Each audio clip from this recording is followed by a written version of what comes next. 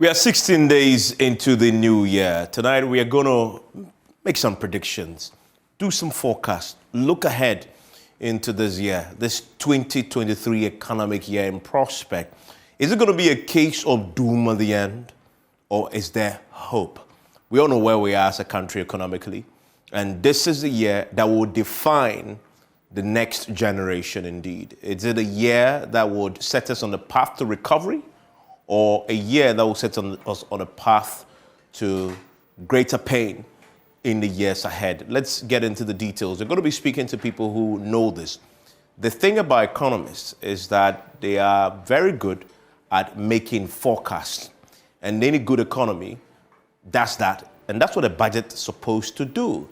But those are the obvious ones. So let's get those out of the way. Then we get into the reality of 2023 with my guest who will join me very soon. So the current reality is that we have this year is going to be the year. Two things will define this year for me, the obvious ones. It is one, our ability, the country's ability to secure a successful restructuring of its debt, right? Both domestic and foreign. That is the first most important thing this year. And then secondly, that will then pave the way for an IMF executive board approval. There are many who believe once you get the executive board approval, that then sort of gives you a clear path to recovery. As we stand right now, government is struggling. It has been a real struggle for government to achieve a domestic restructure of its debt, which is, in the domestic terms, it is a domestic debt action program, right? Government has targeted 80% subscriptions for the domestic debt action program to be branded as successful, right? You remember that it's non-binding. If you sign on, 80% sign on, it is successful. If they don't hit that number, it has failed. And that is the reason why today, the deadline was today. It has been extended because they did not get the 80% subscription, but they were nowhere near even 50%. The banks didn't want to sign on. We've seen an email today from the Ghana Association of Banks to commercial banks asking them reject it. As you know, individual bondholders are fighting this with their blood. They've told us that they'll be occupying the Jubilee House. Their number is growing exponentially.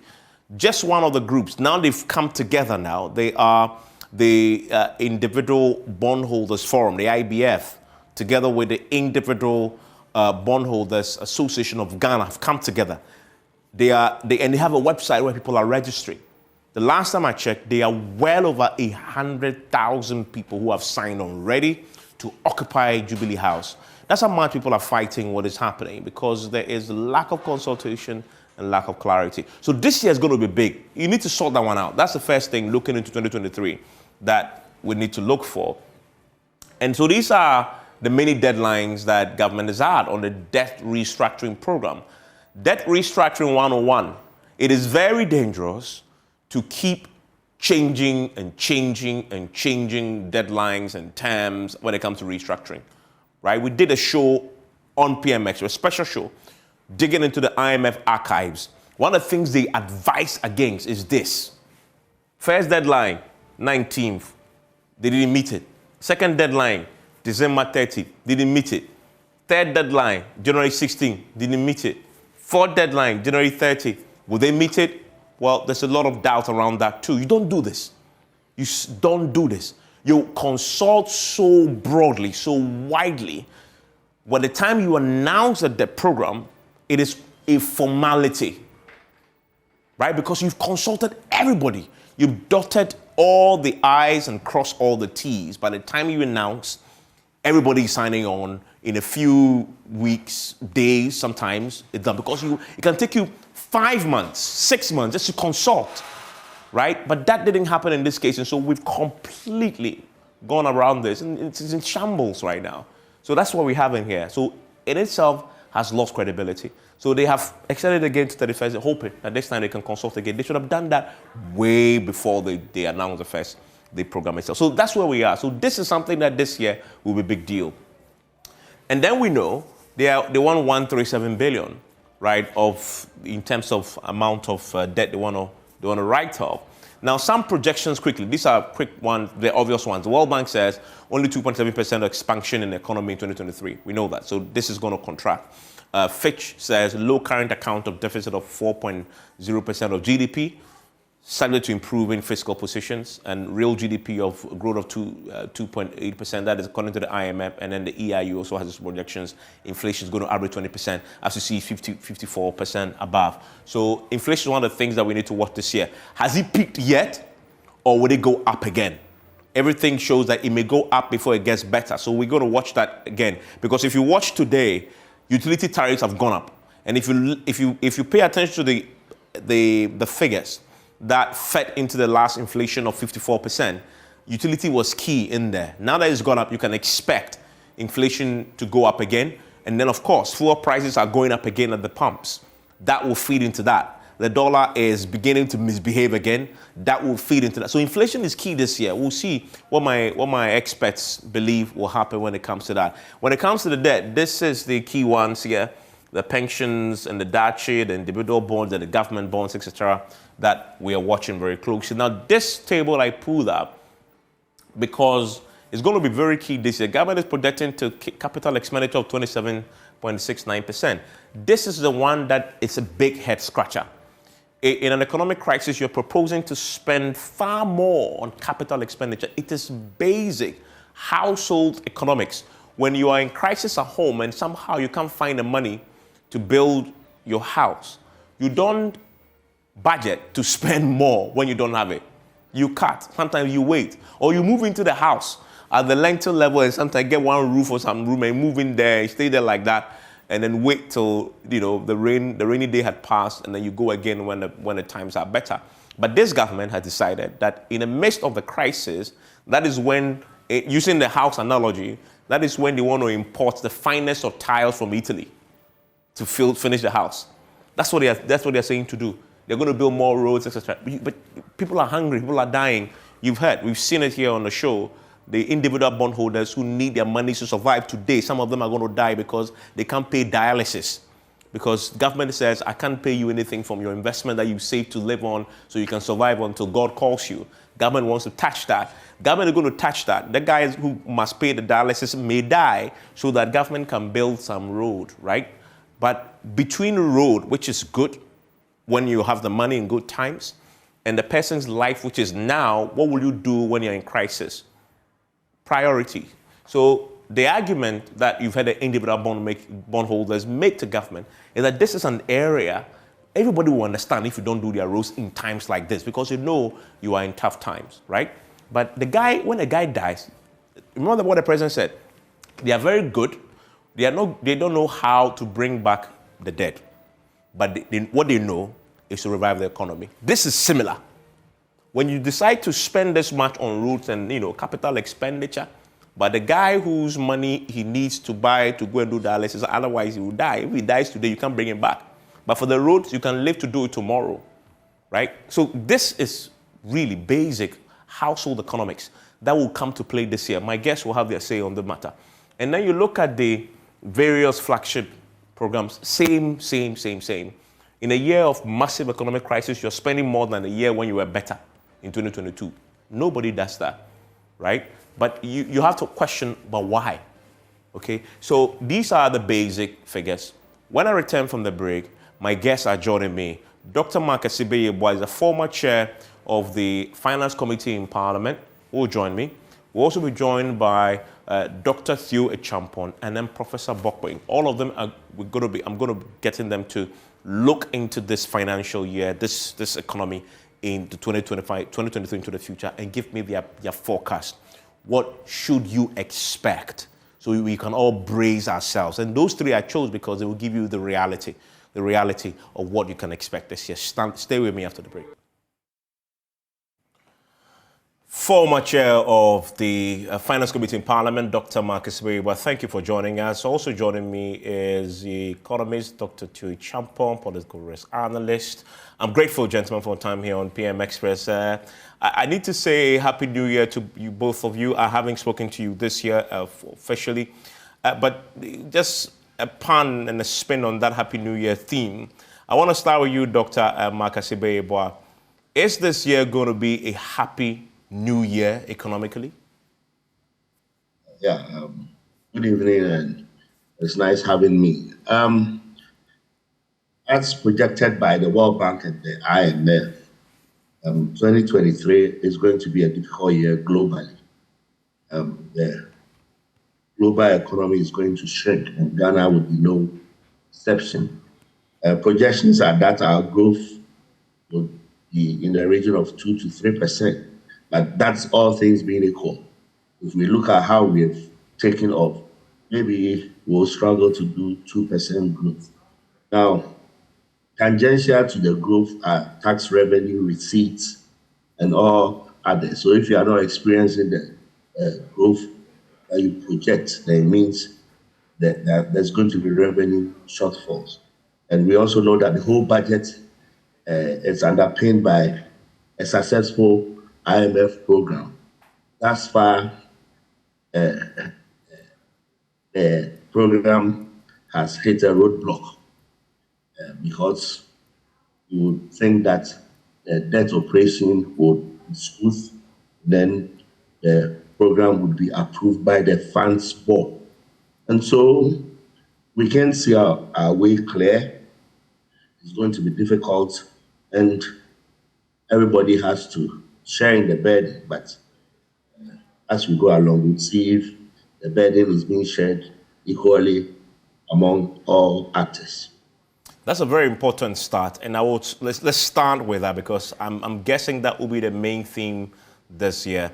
Dr. Tue Champon, is it fair to say that the debt restructuring program will define this economic year?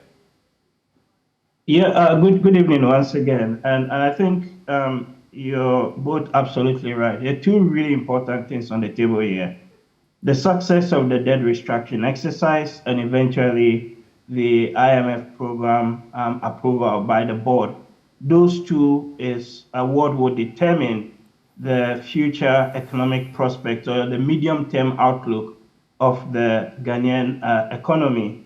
And already we're seeing signs of heavy resistance, particularly to the domestic restructuring, exercise. And off the back of what Mark just said earlier, that globally we're expecting some headwinds, some recession across the world, and that then will also sort of impact Ghana locally as well. So 2023, let us be very clear, is going to be a very tough year for a lot of people, particularly in Ghana. And the maybe silver bullet really here is us being able to get this IMF program much earlier on time and start implementing the reform sort of initiatives underpinning it. But that's all really dependent on whether or not we can restructure the debt. And that's another big hurdle that we would need to cross. I mean, Dr. Makasibeyeboa, let's drill down to the details. You touched on it, so let's expand on this. We started the year with a major economic activity that may define the year, as Dr. Tue Champon has said, being the debt restructuring program. Let's start with the domestic debt exchange. In its current form as it's been proposed, what will it mean for this economy this year? So for starters, the budget had provision that the status quo would remain. So the budget provision an interest payment of 52.5 billion. So the budget itself says that if there's no debt operation, it's going to cost me 52.5 billion. That's unsustainable because we still have to borrow some more at higher rates and the debt is growing exponentially. Then the fund negotiations have come in and it says that we want you to come down to a debt to GDP ratio of 55% by 2028. So before we sign on to this program, before the board gives approval, show us that you can come down from a debt to GDP ratio. Now, if you look at central government debt of about 104% debt to GDP to 55 by 2028, how do you achieve this? Is it going to be by means of the debt exchange, by revenue increases, expenditure cuts? So we've chosen this route. If we are able to achieve the debt exchange as envisaged, then the 52.5 billion that would hitherto have gone into interest payments, we save a chunk of it, where it gives us fiscal space to roll out our programs and more. So the debt exchange has become critical to whatever would happen in the economy. Now, we are all witnesses to what's happening with the program. Initially, individual bondholders were excluded, and we targeted unions and their pensions. Then the government extended the deadline, taking out the labor unions and their pensions. What I hear is that government has gone back to try and persuade labor to come back into the debt exchange. I don't see that one happening anytime soon. So to all intents and purposes, we are going to see a further extension of the deadline by January 31st. So there's too much confusion. Trust has been lost, and we have to take a step back, reset, and then get this done before we can see a clear path to restoring macroeconomic stability. I mean, to your Champon, on that point of the debt exchange program, the domestic debt exchange program, as it's currently proposed, what does it mean if nothing changes with the current structure? Well, if nothing changes, then more negotiations, because currently as we speak, the process, in my view, has been bungled, and partly because of the sort of I know it all attitude of the government, where instead of engaging and consulting widely with the people that are affected, a lot of the things were pretty much thrown at them. And this is people's monies, people's livelihoods that we're talking about here. And so there was always going to be heavy resistance, right, to it. But what people wanted to see was the government to actually engage in an open and frank manner, rather than attempting to, foist the whole thing on them as a take it or leave it option. And that is really where we have a lot of the challenges now. And I very much, again, side with Mark. I don't think that 31st January, extension new date would be met, because there are very entrenched positions here.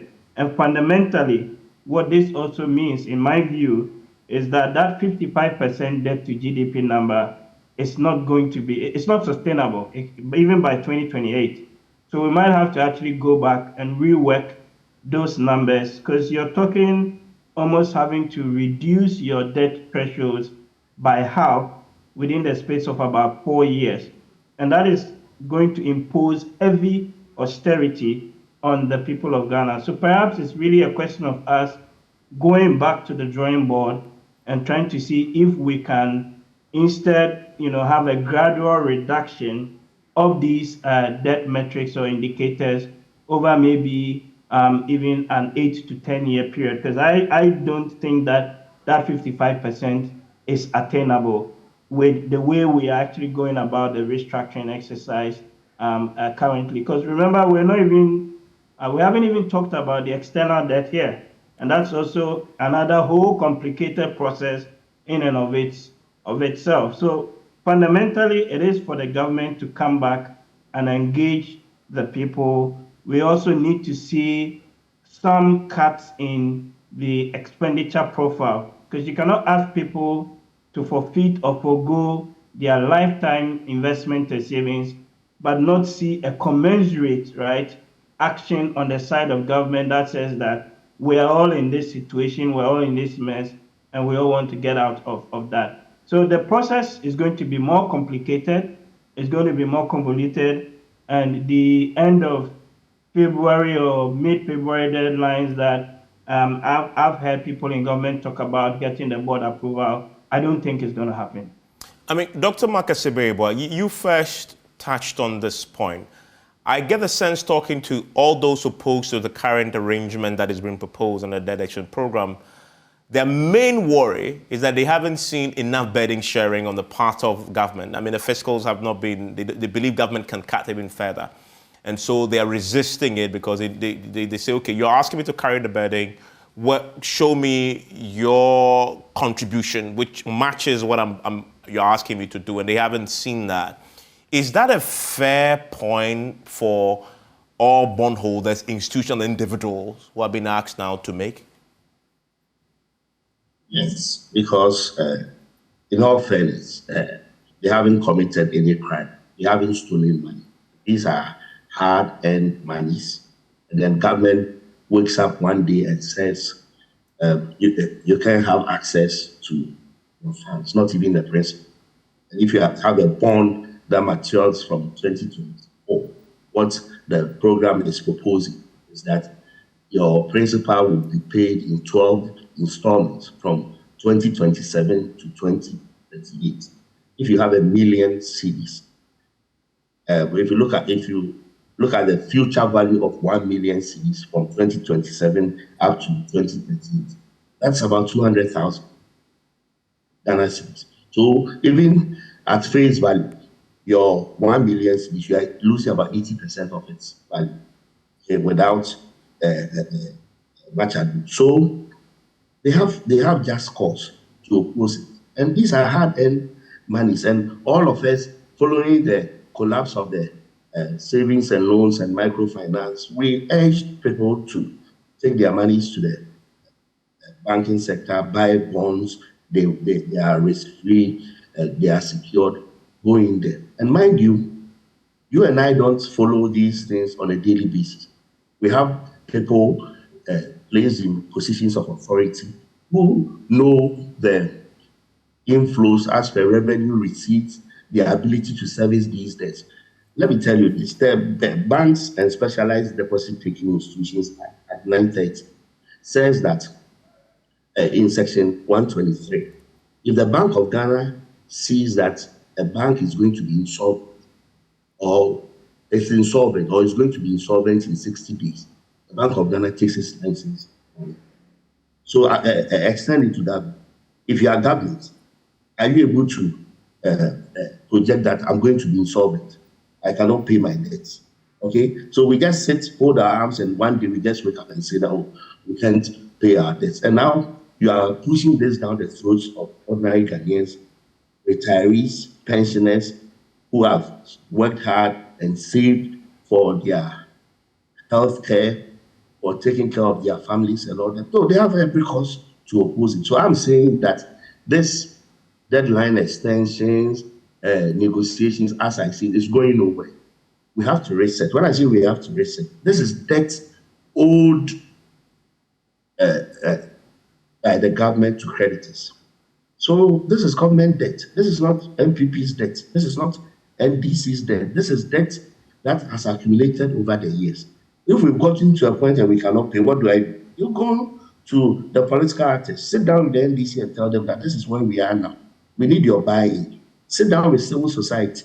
Talk to the banks. Talk to Parliament. Parliament hasn't been engaged. Parliament of Ghana hasn't been engaged in the debt testing. Talk to the judiciary, religious bodies. Bring everybody on board. Tell them that, yes, we misjudge. I say it again. Finance and economics is not an exact science. This is not some chemistry that you are doing some titration that the end point is 22.4, this, or physics that will be the loss of gravity. We get it wrong all the time. So what is wrong with saying that, yes, we misjudged, we miscalculated, we goofed somewhat, and so now we need everybody's buy. I'm not saying that. We are still showing some pomposity which will not take us anywhere. That's why this is failing. You make a point. I'll come to Theo. I want to expand on a point for me. When the suggestion is made that government must show evidence that they are carrying a bit of the burden, people have quickly pointed to the expansionary nature of the 2023 budget. And since we are doing forecast and projection, and they say that doesn't show good faith from government, which you say, I can't pay you. Do you agree with that view, that this budget is expansionary and there are more that can be cut from the budget to save the most vulnerable people, individual bondholders and others who are still exposed to this debt exchange program? Dr. Makesibebwa. You see, you touched on the capex, which has gone up from 16.39 when you showed your Yes, beautiful yes. graphs. From 16.39, I noted that I even though I have my budget here to 27.7. Why can't we keep it at 16.39, for example? Last year's figures. Okay. All these flagship programs that you showed, 9.2 billion. Yeah, for once, we can say that, yes, for this year, for the next 2 years, all the nursing training allowances, teacher training allowances, the planting for the jobs, that's how you burden share, okay? Government appointees. Every government agency you go to now has, in the minimum, 2 deputies. I can give you a full list. Deputies. Yes, they may be doing something, but in the crisis we are in now, take a step back and say that now some of you should just stay home. That's how you burden share. In terms of numbers, they will not be huge because if I keep capex at 16 billion, I'm only saving 11 billion. Maybe the 27 billion, we might not even realize it. But it's good for the optics. People will say that, oh, we are in crisis. Government is sharing the burden. So let me also chip in. I'm not seeing that. I mean, Dr. Tuichampa, how important is that in the bigger scheme of things, looking at an economy in crisis in 2023? I mean, I think if you recall, a couple of months ago, we had this particular conversation, and one of the things that stood out for me when the budget was read last year, late last year, was how the numbers, in my view, didn't really add up, right? So let's just pick two of the headline numbers. In one fell swoop, you're seeking to increase your revenues overnight by about 49%, right? From just about 100 billion to 144 billion in the midst of a crisis, in the midst of a potential global recession. And then in the same time, you're also increasing your expenditure by or from about 137 billion to 205 billion. That's about 51% overnight within that same sort of budget line. We can, unpack that. What that clearly told me or told some of us who have been following this game for a while now, again, was that the macroeconomic targets or some of the targets for 2023 were unlikely to be met. And amidst the prospect of even a delayed possible implementation of this IMF program, then what that then tells you is that you've got to go back to the fundamentals. Basically, we need to rework all of these numbers, the revenue targets, the expenditure targets, some of the rationalization that needs to take place, including on the capex, on flagship initiatives. We need to see the government doing something or sending a clear signal to Ghanaians and to other investors within the economy that indeed we're in a crisis moment, and that then calls for that burden sharing across the board. Unfortunately, I haven't seen that coming through, either in terms of the rhetoric or even in terms of the actual numbers that underpin some of these, macro targets. So it's fundamentally a call to relook at the numbers and to re-look at where we can make savings and where we can cut our expenses. I don't see why we're still keeping in excess of 80 plus ministers and some of the parastatals when clearly a number of them are even loss making in this respect. Now, I want to talk about the much dreaded D word. And I'll start with you, Dr. Makesibebwa, which is default. 2023, we've started by talking about the biggest thing that we define this year as our debt restructuring. What's the possibility? How close and real is it that this country may default on its debt obligations this year? You would recall that I indicated earlier that the budget had provisioned to pay interest to the tune of 52.5 billion. So if the status quo remains, as per the budget presented to Parliament and approved by SEAM, we shouldn't run into any problems. The danger is that our debt is growing exponentially. So for this year, we can still borrow to pay Theo touched on the numbers. He said expenditure 205, revenue 144. So it tells you are borrowing about 60 something billion. Okay, so that 60 something billion adds to the debt, the deficit grows, and so by 2024 the debt will grow and grow. The danger is that in 2024 we have euro bonds maturing, and we have to pay about 1.5. Okay, so if you have to pay $1.5 billion in euro bonds, you can't access the international capital market. What it means is that your revenue that you generate here, make it, if it's at an exchange rate of 14 cedis to the dollar, 1.5 billion, that would be about 21 billion of your domestic revenue that you will have to exchange into dollars to pay off that maturing euro bond.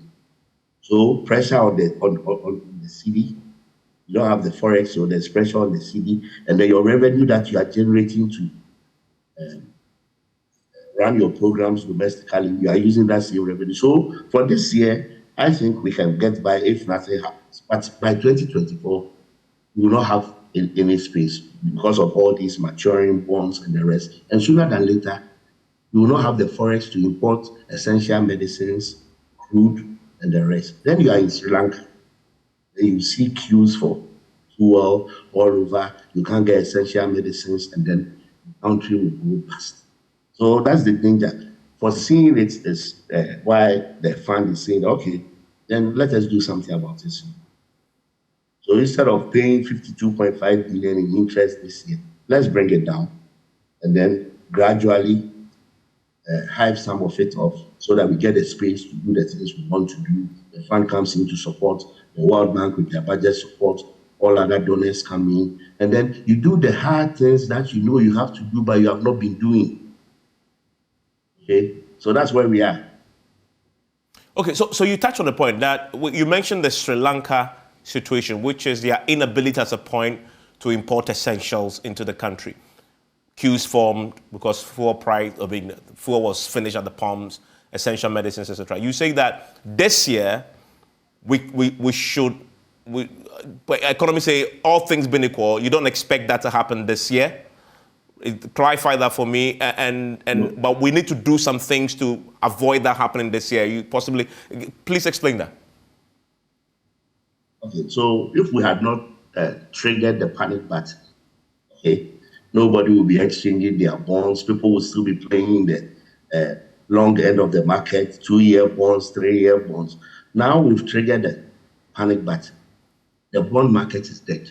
Yeah. Nobody is buying bonds, 2-year bonds, 3-year bonds. So government is borrowing only on the short end. If government is taking money, it's 91 days, they have to repay. You can imagine the pressure on government. Government needs the space. 5-year bond, 7-year bond. When you take a 5-year bond, the coupon payments is every 6 months. It gives you space. Okay, the principal is paid in 5 years, it's paid in 7 years, 10 years. Our euro bonds within 30 years, 40 years, 41 years. So you have the space. But now you're only playing the short end of the market, 91 days. It comes up so fast. Okay, so right now we've triggered the panic button. And so things are not normal. Nobody is lending to government. Again, in the long end of the market. Government T-bills are going at 37%. It's crazy. Okay, inflation is ballooning. Everything is out of gear. And so I don't want to be pessimistic or be the prophet of doom, but I'm worried. Dr. Champon, do you share his worry when you begin to think about the D word in 2023? He puts this most likely in 2024 if nothing happens substantially. What about 2023? We've all been worried for a while now.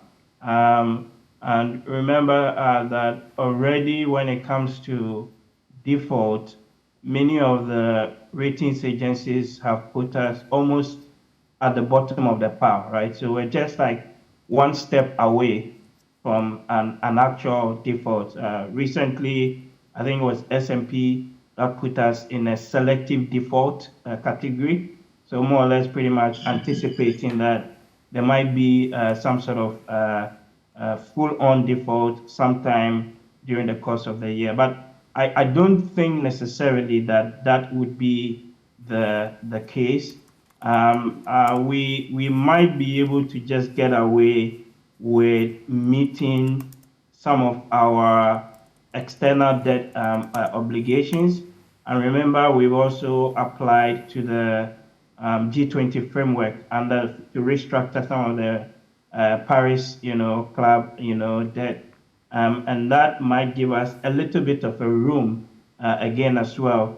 But the biggest thing is when next year, and actually 2025 as well, because if you do the maturity profile of a lot of the government debt and the securities, you have some heavy, principal repayments and also some interest repayments that are due in 24 and then in 25.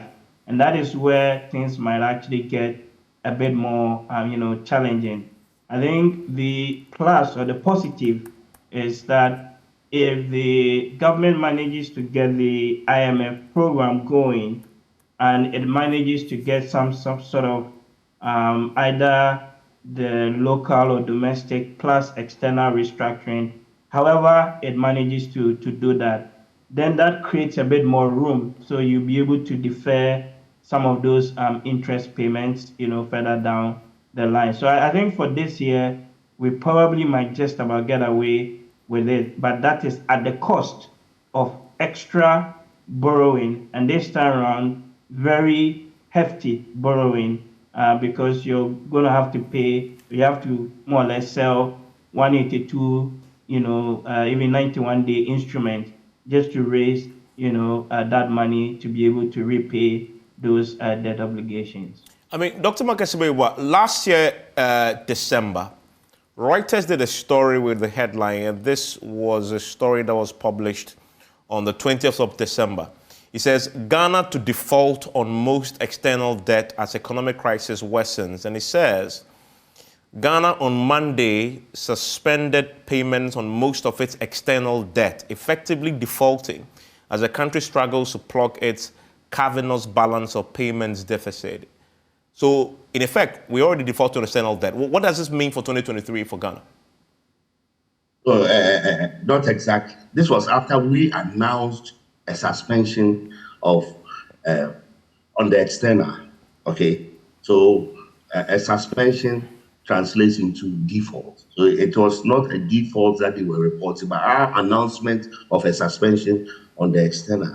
And a few touched on it earlier that we are not even considering the external. The external is also dangerous because what's happening now is that there are contractors who have raised IPCs and then the banks are not paying. When there are project loans for the Obecha interchange, La Polyclinic, the nephrology center, all of these, the money sits with the banks in Germany or England or wherever. And so when you raise IPCs and the supervising ministry certifies and then finance authorizes, then they will release money. So contractors are holding IPCs following the announcement that we are suspending our debt obligations on the external. They are not paying. So what is going to happen is that a lot of these projects are going to cease. Contractors will have to demobilize from site. By the time we go back, costs would have increased. And so suspending on the external translates into a default. And to all intents and purposes, since the announcement, there would have been some obligations that we have not met. But on the external side, it's manageable.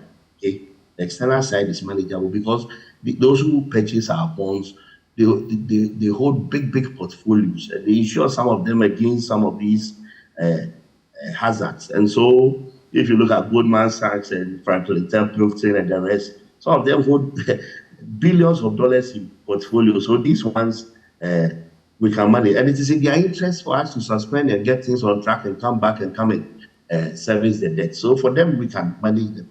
But not you and I, our local field that we have, the domestic side. That one is going to be problematic.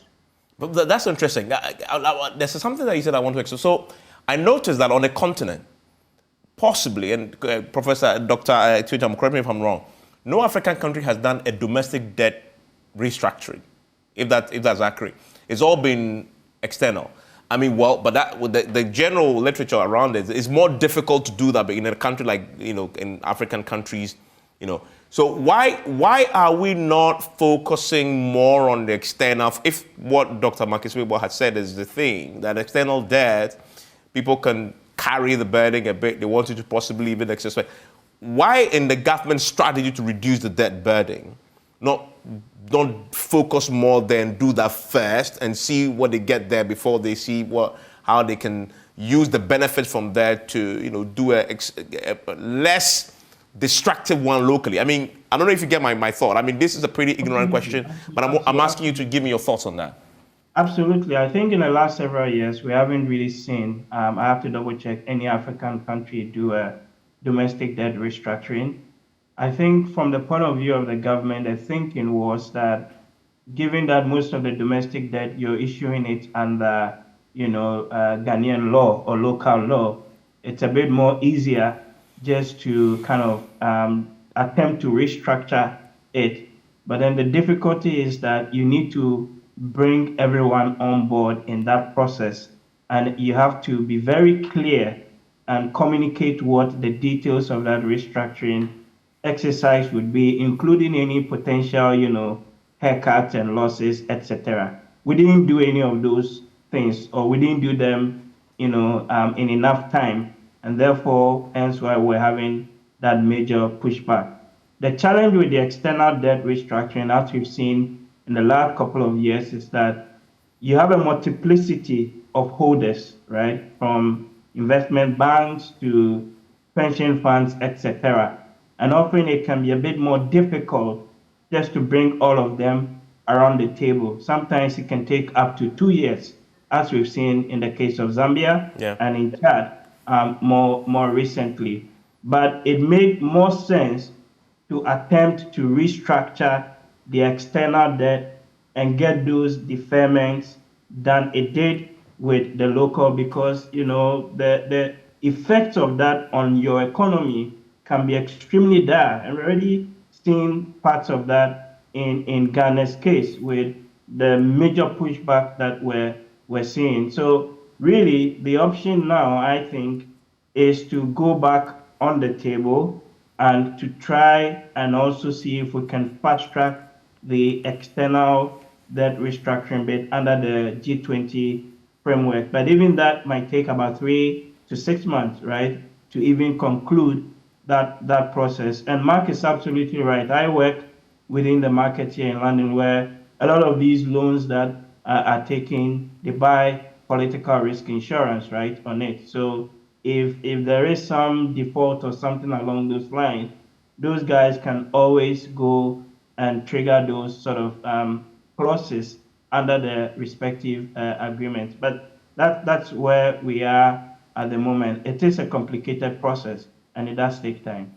I mean, Dr. Makasibe, but I want to expand this conversation looking at the prospect for 2023 now to businesses, jobs, etc. The items that you need to expand an economy to keep an economy breathing and living.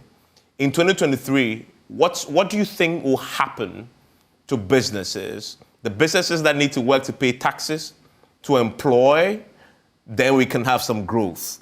With everything that we're hearing in at the beginning of the year, what's your best guess? What do you forecast will happen to businesses this year?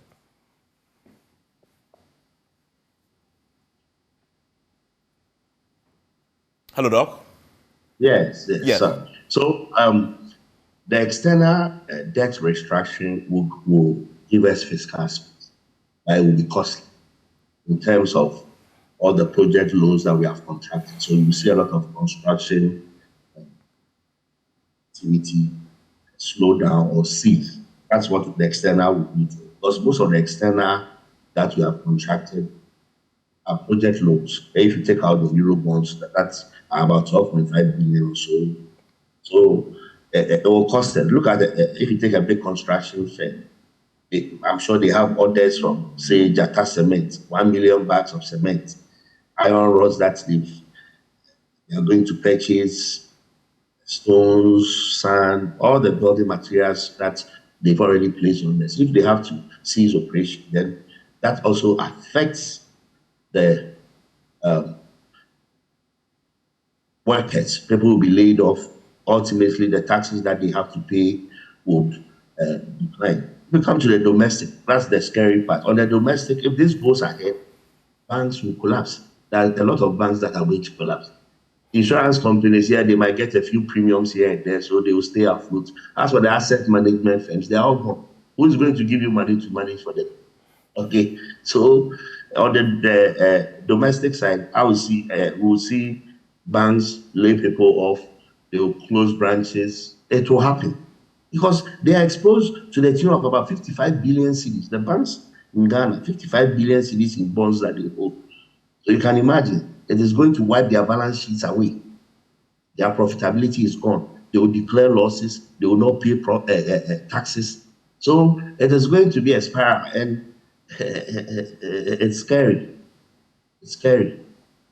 Dr. Champon, I mean, you can't help but feel the goosebumps when you listen to that. Is that the reality in which you ascribe to that prospect for Ghana 2023 with the current debt exchange program and external as well? No, in the format that the government is currently proposing, it is very clear. Even the provisions that they're making for the stability, the stability fund. That's just going to be a drop in the ocean. It doesn't really solve the major problems and the loss of asset value across the whole or the entire financial landscape. And remember that this is the same government that claims to have spent over 20 billion cleaning up the very financial sector, only in a few years down the line to end up undoing most of those gains that they've made. So as for the prospects on the domestic front, things are going to be extremely challenging if the current format of the exchange program proceeds, where we're talking about hefty losses down the line. And in my view, it might even take close to a generation before we're able to recover some of the trust and the confidence. But Dr. Tuechampo, from what Dr. Makisibe says, if this goes ahead, and from everything else, we need that somehow. That tells me it's a shutdown of the economy we are talking about here. Because banks going under, savings and loans firms, job losses, businesses will shrink, individual bondholders, some of them who have also invested, can now employ, will lay off. That is apocalyptic. It's going to be a painful exercise. Some financial institutions may not survive, and I choose my words very advisedly. The ones that may even survive, if you're going to be looking for a loan to expand your business, you might struggle because there's just no enough liquidity in the system. And remember, this is also against the backdrop of inflation being extremely high, currently over 50%, against the backdrop of exchange rates, again, almost 40-50% depreciation, and against the backdrop of a very high tax regime, or even kind of an unfriendly business regime. So we don't need to kid ourselves. These are the realities. These are the challenges. They are not necessarily unsurmountable, but we need to get a clear pathway from the government, from the managers of the economy, with what they're going to do. But that clearly articulates a sense of burden sharing and a sense of cutting back on some of the frivolous expenditures that we've been seeing or have seen in times past, and certainly some of them in the 2023 budget. I mean, Dr. Makisibe, so in times like this, from what you described, that people will tell you, yeah, that's the reality, but don't panic. Do we have a right to panic? As Ghanaians, I'm listening to you, I'm concerned. Do I have a right to panic considering what you've just described may happen this year? Evans, I've had so many calls, people who are dejected, who are worried that their savings are going to go underwater. They can't take care of themselves. People are worried. Okay? The individual bondholders, the collective investment schemes. Didn't you see what happened at Data Bank before Christmas? Yeah. Okay, all these collective investment schemes, they don't have the liquidity. They've also invested in government bonds. They read the statement from Data Bank. The insurance companies, they wrote to the minister, exempted. The minister said no. The insurance companies, all of them are heavily exposed. So, of course, you put me on the program because you expected me to tell you as it is, isn't it? Yes. So, yes, that's why you put me on this program. I'm saying I'm worried. It doesn't look good. If there's a way that we can take a step back and restructure the domestic debt restructuring, okay? So you mean restructure the restructuring? Yes, is it possible for us to pay a part of people's principal to them? Okay, is it possible? Starting 2023, so your principal is 100,000, beginning 2023. As for the interest, we are not paying. So we won't pay any interest to you in the next 3, 4, 5 years. We pay your principal to you. That is accommodating. Okay?